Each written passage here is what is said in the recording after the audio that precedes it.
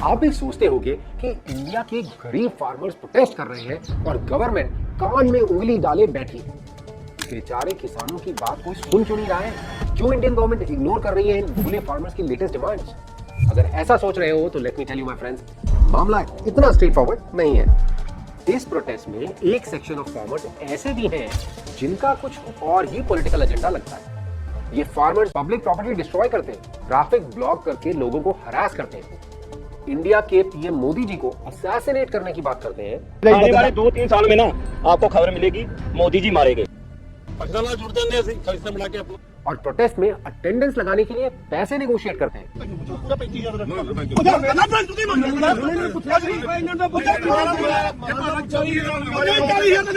साथ ही पुलिस इनको ये सब करने से रोक ना पाए, इसलिए बुलेट प्रूफ जैकेट्स और एक्सपेंसिव प्रोटेक्टिव गॉगल्स भी पहनते हैं। ये फार्मर प्रोटेस्ट है या एक well timed politically motivated agenda? Modi का ग्राफ बहुत मंदर के करके ऊपर चढ़े, वो नुकसान है, वो ਇਹਦਾ ग्राफ डाउन किਵੇਂ आ सकता है? अगर आप फॉरेन मीडिया की कवरेज देखेंगे तो आपको सिर्फ एक ही साइड का व्यू पॉइंट परोसा जाएगा। आखिर चल क्या रहा है?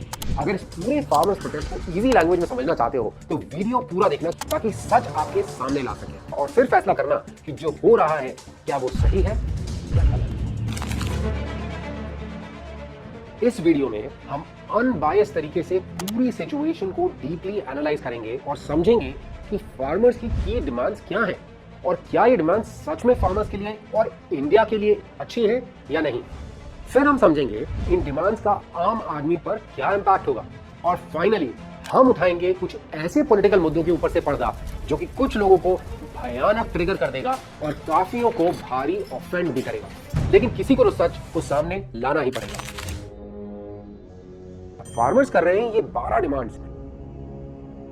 इन डिमांड्स को प्रायोरिटाइज करना डिफिकल्ट है क्योंकि हर डिमांड की अपनी इंपॉर्टेंस है। इस वीडियो में हम कवर करेंगे फार्मर्स की इन 12 डिमांड्स में से टॉप 3 डिमांड्स। फार्मर्स की सबसे बड़ी डिमांड है कि गवर्नमेंट एमएसपी को लीगलाइज कर दे और सब क्रॉप्स को एमएसपी पे परचेज करने की गारंटी दे। अब इस एमएसपी के बारे में मैं इस वीडियो में आपको डिटेल में बताऊंगा। दूसरी बड़ी डिमांड है कि इंडिया के सभी फार्मर्स के सारे लोन्स माफ कर दिए जाए। और फाइनली तीसरी मांग है कि 60 साल से ऊपर उम्र वाले हर फार्मर को 10,000 रुपए की मंथली पेंशन दी जाए। तो चलिए हम इन सभी डिमांड्स को तरीके से डिटेल में समझते हैं। पर इससे पहले अगर आप चैनल पर नए हैं तो सब्सक्राइब करके हमारी यूट्यूब फैमिली का हिस्सा बने। स्टार्ट करते हैं सबसे इंपॉर्टेंट डिमांड से, जहां फार्मर्स मांग रहे हैं कि एमएसपी को लीगलाइज कर दिया जाए। आपकी एमएसपी जो न्यूनतम भूल गई, दिमाग से निकल गया। मैं बताता हूं। एमएसपी का मतलब है मिनिमम सपोर्ट प्राइस। एक सिंपल एग्जांपल से एमएसपी के कॉन्सेप्ट को समझते हैं। इमेजिन करो कि आप एक फार्मर हो और आम की खेती करते हो। जब आपकी आम की फसल बिकने को तैयार हुई तो सोचो कि मार्केट में डिमांड ही नहीं है, या फिर इस बार आम की फसल इतनी अच्छी हुई कि सप्लाई बहुत ज्यादा हो गई। दोनों ही केसेस में आम का भाव गिर जाएगा। हो सकता है कि आपने जितना खर्चा फसल लगाने में किया उतना पैसा भी वापस ना मिले। ऐसे में फार्मर को बहुत नुकसान हो जाएगा और हो सकता है कि इस लॉस और घाटे के कारण वो अगली बार फसल उगा ही ना पाए। ऐसे ही सिचुएशन से फार्मर्स को बचाने के लिए इंडियन गवर्नमेंट ने फार्मर्स को एक गारंटीड प्राइस देने का एश्योरेंस दिया, ताकि फार्मर्स का नुकसान ना हो बल्कि उनको अपनी लागत पर करीब 50% तक प्रॉफिट भी मिल जाए। एमएसपी से किसान भी खुश और गवर्नमेंट भी फूड सिक्योरिटी बनाए रखती है। समझ में आया क्या? किसी भी इशू की तरह एमएसपी के मुद्दे के भी दो पहलू हैं। जब गवर्नमेंट ने व्हीट और राइस पर एमएसपी डिक्लेयर किया तो इन दोनों क्रॉप्स का एक्सेसिव प्रोडक्शन शुरू हो गया, क्योंकि गवर्नमेंट की गारंटी किसे पसंद नहीं। व्हीट और राइस पे एमएसपी के कारण पंजाब और हरियाणा में सिर्फ इन्हीं फसलों की ज्यादा खेती होती है। गवर्नमेंट को फूड सिक्योरिटी मेंटेन करने के लिए सिर्फ 20 मिलियन टन ग्रेन्स स्टॉक करने होते हैं और उसी हिसाब से स्टोरेज फैसिलिटीज भी बनाई गई हैं। लेकिन ऑलरेडी 80 मिलियन टन अनाज गोदामों में भरा हुआ है, खुले में पड़ा हुआ है और सड़ के बर्बाद हो रहा है। अब गवर्नमेंट ने तो महंगी क्रॉप्स खरीद ली, पर अब गवर्नमेंट इसका करेगी क्या? प्राइवेट कंपनीज महंगी फसल गवर्नमेंट से तो खरीदने से रही, क्योंकि मार्केट में वही माल सस्ते में मिल जाता है, या तो इंडिया में या फिर फॉरेन कंट्री से इंपोर्ट करके। एग्जांपल के तौर पे इंडिया में व्हीट का एमएसपी है करीब 23 रुपए पर केजी, वहीं अर्जेंटीना और रशिया में व्हीट का प्राइस है सिर्फ 20 रुपए केजी और 18 रुपए केजी। तो कोई भी प्राइवेट कंपनी गवर्नमेंट से गेहूं क्यों खरीदेगी? इंपोर्ट न कर लेगी? इसी प्रॉब्लम के चलते फूड कॉर्पोरेशन ऑफ इंडिया, जो एमएसपी पे क्रॉप्स फार्मर से परचेज करने के लिए जिम्मेदार है, उसका टोटल लॉस है 3 लाख करोड़। जी हाँ, 3 लाख करोड़। इंपॉर्टेंट बात यह है कि इन 23 क्रॉप्स पे ऑलरेडी गवर्नमेंट ने एमएसपी अनाउंस कर रखा है, लेकिन एमएसपी अनाउंस करने में और लीगलाइज करने में जमीन आसमान का फर्क है। अगर एमएसपी को गवर्नमेंट ने बिल बनाकर लॉ बना दिया तो इसका मतलब होगा कि सरकार किसानों को गारंटी दे रही है कि उनकी सारी फसल एमएसपी पे खरीदी जाएगी। लेकिन क्या सच में सरकार हर एक फसल पे एमएसपी की लीगल गारंटी दे पाएगी? अगर हाँ, तो इस डिसीजन का इकोनॉमिक एंगल से हम सब पर और गवर्नमेंट पर क्या असर पड़ेगा, इस बात को हम सिंपल भाषा में समझेंगे। पर उससे पहले बात करते हैं फार्मर्स की दूसरी बड़ी डिमांड की। अब फार्म लोन वेवर की बात करें तो ये नेशन वाइड फार्मर्स का लोन माफ करने का कार्यक्रम इंडिया में 1990 में शुरू हुआ था, जब वीपी सिंह की जनता दल की गवर्नमेंट ने पहली बार 10,000 करोड़ रुपीस का लोन वेवर डिक्लेयर किया था। और इस वेवर के बाद से इंडिया में बहुत ज्यादा संख्या में फार्मर्स ने अपने लोन्स का रीपेमेंट करना बंद कर दिया, इस उम्मीद में कि फिर कोई गवर्नमेंट आएगी जो लोन माफ कर देगी। फिर यूपीए गवर्नमेंट ने 2008 में 52,000 करोड़ रुपीस का लोन वेवर अनाउंस कर दिया और माना जाता है कि मनमोहन सिंह की गवर्नमेंट बनवाने में इस वेवर का की रोल था। इसके बाद तो बस एक लहर सी आ गई फार्म लोन वेवर्स की। आज तक करीब 2.4 लाख करोड़ का फार्म लोन वेव कर दिया जा चुका है। डिटेल्स आप इस वीडियो को पॉज करके देख सकते हैं इस टेबल में। इन नंबर्स को एनालाइज करने से पहले फार्मर्स की तीसरी बड़ी डिमांड के बारे में जान लेते हैं। फार्मर्स की मांग है कि हर 60 साल से ऊपर उम्र वाले फार्मर को 10,000 रुपए पर मंथ की पेंशन दी जाए। सब डिमांड्स में से पर्सनली हमें ये डिमांड जरूरी लगती है। आप सोचिए, एक किसान देश की फूड सिक्योरिटी के लिए अपना पूरा जीवन निकाल देता है और फिर जब वो बूढ़ा होता है तब उसकी खुद की फूड सिक्योरिटी का क्या? लाल बहादुर शास्त्री जी का जय जवान जय किसान का नारा बहुत सच है और हर हिंदुस्तानी को ये याद रखना चाहिए। किसानों का काम भी आर्मी वालों की तरह नेशनल इंपॉर्टेंस का जॉब है, इसलिए फार्मिंग को एक रिस्पेक्टेबल जॉब की तरह ट्रीट करना फार्मर्स और देश दोनों के लिए बहुत जरूरी है। फाइनली, पेंशन से फार्मर्स और उनकी आने वाली पीढ़ियों को खेती से जुड़े रहने के लिए मच नीडेड मोटिवेशन भी मिलेगा। Farming and farmers Indian economy की बैकबोन है और इंडिया के डेवलपमेंट में एक की रोल प्ले करते हैं। इन माय ओपिनियन, हर बार की तरह इस फार्मर्स प्रोटेस्ट में भी कुछ अच्छे मुद्दे उठाए गए हैं, लेकिन जब अच्छी बातों पे पॉलिटिकल पानी चढ़ जाता है तो नुकसान बेचारे फार्मर्स का ही होता है। फिर फार्मर्स प्रोटेस्ट में वायलेंस यूज करने से या धमकियां देने से फार्मर्स का, पब्लिक प्रॉपर्टी का और इंडियन गवर्नमेंट का नुकसान होता है। ऐसे में पुलिस के रबर बुलेट्स और टीयर गैस के यूज से कई फार्मर्स इंजर्ड हुए हैं। इसके चलते फार्मर्स प्रोटेक्शन के लिए बुलेट प्रूफ जैकेट्स और गॉगल्स पहन रहे हैं। सिमिलरली, फार्मर्स के द्वारा किए गए वायलेंस से बहुत सारे पुलिस वाले सीरियसली घायल भी हुए हैं और कई पुलिस वालों को अपनी जान से हाथ भी धोना पड़ा है।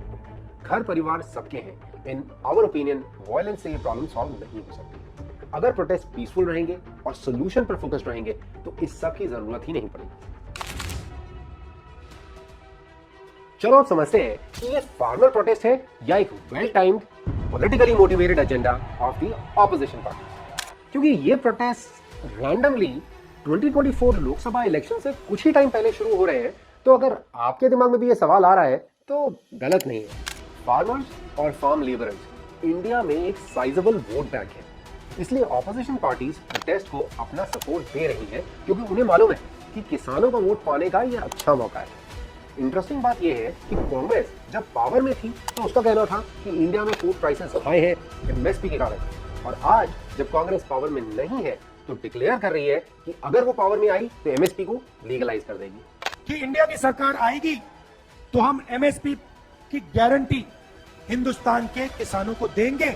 उसी तरह फार्मर से झूठे वादे करके आम आदमी पार्टी ने पंजाब स्टेट इलेक्शन में वोट तो ले लिए और फिर पावर में आने के बाद यू टर्न मार दिया और बोल दिया कि एमएसपी पे क्रॉप्स खरीदने का काम तो सेंट्रल गवर्नमेंट का है। ਅਸੀਂ ਕਹਿੰਦੇ ਆ ਜਾਂ ਕੁਰਸੀ ਛੱਡੋ ਜਾਂ 22 ਦੀਆਂ 22 ਫਸਲਾਂ ਤੇ ਐਮਐਸਪੀ ਦਿਓ, ਨਹੀਂ ਤਾਂ ਫਿਰ 2022 ਚ ਆਮ ਆਦਮੀ ਪਾਰਟੀ ਸਰਕਾਰ ਆਊਗੀ, ਅਸੀਂ 22 ਦੀਆਂ 22 ਫਸਲਾਂ ਦਾ ਇੱਕ ਇੱਕ ਦਾਣਾ ਚੁੱਕਾਂਗੇ, ਐਮਐਸਪੀ ਤੇ ਵਿਕੂਗੀ।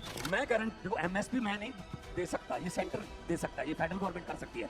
क्या बीजेपी के अब की बार 400 पार के नारे से ऑपोजिशन पार्टीज डर गई हैं? वेल, बीजेपी को पूरा भरोसा है कि आने वाले लोकसभा इलेक्शंस में उनकी ही सरकार बनेगी और एग्जिट पोल्स भी इसी तरफ इशारा कर रहे हैं।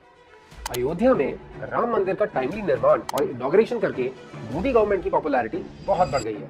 इसलिए फार्मर्स ने प्रोटेस्ट करने के लिए यही टाइम चुना है ताकि मोदी पर सवाल उठाए जा सके, बीजेपी की पॉपुलैरिटी को कम किया जा सके और वोटर्स को कंफ्यूज किया जा सके।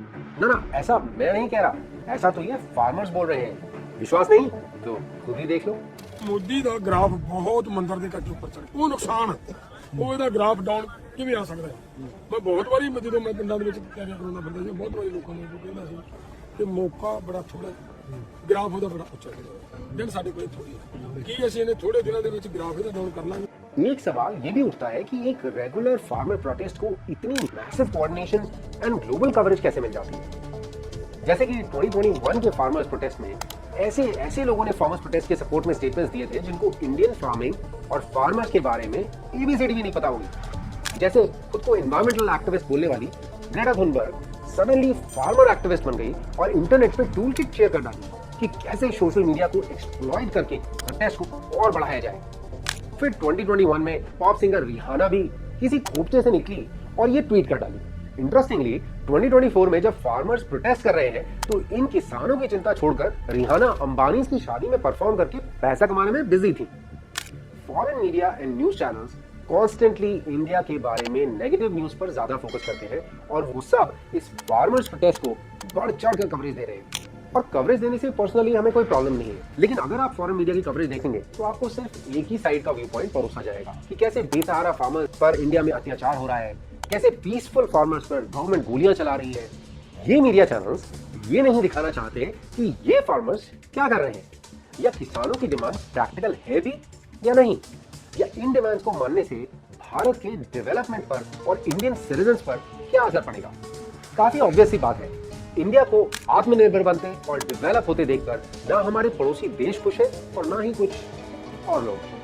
शायद इन सभी का ऑब्जेक्टिव क्लियर है, इंडिया को बैड लाइट में दिखाकर उसकी इमेज खराब करना और इंडिया में पॉलिटिकल इंस्टेबिलिटी क्रिएट करना, ताकि डेवलपमेंट पे से फोकस हटके बेचारा इंडिया अपने डोमेस्टिक इश्यूज में ही उलझा रहे। चलो अब देखते हैं कि फार्मर्स की सिर्फ इन 3 डिमांड्स का इकोनॉमिक इम्पैक्ट क्या होगा हम सब पर। तो 2023 में अवेलेबल डेटा के हिसाब से अगर 23 फसलों को सरकार एमएसपी पे खरीदना चाहती तो उसकी टोटल कॉस्ट होती करीब 15 लाख करोड़ रुपए। लेकिन सारा प्रोड्यूस बाजार में बेचने के लिए तैयार और अवेलेबल नहीं होता, क्योंकि किसान करीब 1/3 हिस्सा अपने यूज के लिए भी रख लेते हैं, जैसे कि अपने खाने के लिए या जानवरों के चारे के लिए, कुछ सीड्स के लिए, और थोड़ा हिस्सा ट्रांसपोर्टेशन या स्टोरेज में भी बर्बाद हो जाता है। इस हिसाब से करीब 10 लाख करोड़ की क्रॉप्स अवेलेबल होंगी खरीद के लिए ऑन एमएसपी। अब ये 10 लाख करोड़ का नंबर थोड़ा डिस्प्यूटेड है और लैक ऑफ क्लियर इन्फॉर्मेशन के कारण कई लोगों ने अपने तरह से इसका एनालिसिस किया है। अगर हम इस एस्टिमेट को और भी रिड्यूस कर लें तब भी गवर्नमेंट को करीब 7 लाख करोड़ रुपए खर्च करने पड़ेंगे to acquire these crops MSP के प्राइस में। अब बात करते हैं पेंशन वाली डिमांड की। इंडिया में करीब 15 करोड़ फार्मर्स हैं। लेट्स जस्ट से करीब 2 करोड़ फार्मर्स 60 साल से ऊपर की उम्र के हैं, मतलब कि पेंशन के लिए एलिजिबल है। 10,000 रुपए पर मंथ के हिसाब से इनकी पेंशन की कॉस्ट होगी करीब 12 लाख करोड़ रुपए। 2017 तक फार्मर लोन्स का टोटल अमाउंट बढ़कर पहुंच चुका था करीब 82,000 करोड़ तक। अब आप सोच लो कि 2024 में ये नंबर कितना बड़ा होगा। बहुत रीजनेबल कॉस्ट भी लगाई जाए तो इस फार्म लोन वेवर की कॉस्ट गवर्नमेंट को पड़ेगी करीब 1 लाख करोड़। मतलब सिर्फ इन 3 डिमांड्स के लिए गवर्नमेंट को खर्च करने पड़ेंगे करीब 20 लाख करोड़ रुपए। इसके अलावा भी फार्मर्स की कई डिमांड्स हैं जिनका भी गवर्नमेंट पे पड़ेगा भारी खर्चा। कंसिडरिंग कि 2023-24 में इंडिया का टोटल बजटेड एक्सपेंडिचर करीब 45 लाख करोड़ का था, अगर गवर्नमेंट फार्मर्स की इन डिमांड्स को मान जाती है तो ये फंड्स कहां से लेके आएगी 20 लाख करोड़ के? सबसे पहले गवर्नमेंट को दूसरे इंपॉर्टेंट सेक्टर्स जैसे कि social welfare programmes, infrastructure projects और डिफेंस स्पेंडिंग से फंड्स को डाइवर्ट करना पड़ेगा। दूसरा, डायरेक्ट एंड इनडायरेक्ट टैक्सेस को इंक्रीज करना पड़ेगा कॉर्पोरेशंस पे, इंडिविजुअल्स पे और स्पेसिफिक गुड्स एंड सर्विसेज पे। फाइनली हो सकता है कि गवर्नमेंट को फंड्स बोरो भी करने पड़े, जिसके कारण नेशनल डेट इंक्रीज हो जाएगा। इन सभी केसेस में इंडिया, जिसको पूरी दुनिया 2024 में वर्ल्ड की फास्टेस्ट ग्रोइंग मेजर इकोनॉमी के रूप में देख रही है, वो अपनी पटरी से डिरेल हो जाएगी। क्योंकि फार्मर्स की पेंशन की डिमांड हमें वैलिड लगती है, पर इसका फाइनेंशियल बर्डन भी गवर्नमेंट पे सबसे ज्यादा पड़ सकता है। इसलिए इस बर्डन को कम करने के लिए गवर्नमेंट कुछ तरीके सोच सकती है, जैसे कि सिर्फ एक सर्टेन इनकम लेवल या बिलो पॉवर्टी लेवल वाले फार्मर्स को ही पेंशन दी जाए, या फिर एक टियर्ड पेंशन स्ट्रक्चर बनाया जाए जो कि इनकम लेवल्स के बेसिस पर पेंशन डिसाइड करे और डिस्ट्रीब्यूट करे। ईदर वेज इस टॉपिक पे एक इंटेलेक्चुअल एनालिसिस और डिटेल्ड इवैल्यूएशन जरूरी है to support the elderly farmers. Financially देखा जाए तो अगर अपने एग्जिस्टिंग फॉर्म में फार्मर्स की इन डिमांड्स को गवर्नमेंट ने मान लिया तो गवर्नमेंट और जनता के ऊपर काफी फाइनेंशियल बर्डन आएगा, महंगाई बढ़ जाएगी और ये सारी चीजें इंडिया के एक डेवलप नेशन बनने के विजन को स्लो डाउन कर देंगी। फार्मर्स को लॉन्ग टर्म सपोर्ट चाहिए और उनकी सस्टेनेबल फाइनेंशियल हेल्थ को बनाए रखने के लिए इंडिया को प्रॉपर एग्रीकल्चरल रिफॉर्म्स की सख्त जरूरत है। आपको क्या लगता है इस मुद्दे के बारे में? फार्म लोन वेवर और एमएसपी की पॉलिटिक्स आखिर कब तक चलेगी? क्या फार्मर्स की डिमांड सही है? अपने आइडियाज और ओपिनियंस को कमेंट्स में शेयर कीजिए। वीडियो को ज्यादा से ज्यादा लोगों से शेयर करिए ताकि लोग फार्मर्स प्रोटेस्ट को अच्छी तरह समझ सके और जागरूक बन सके। नमस्कार।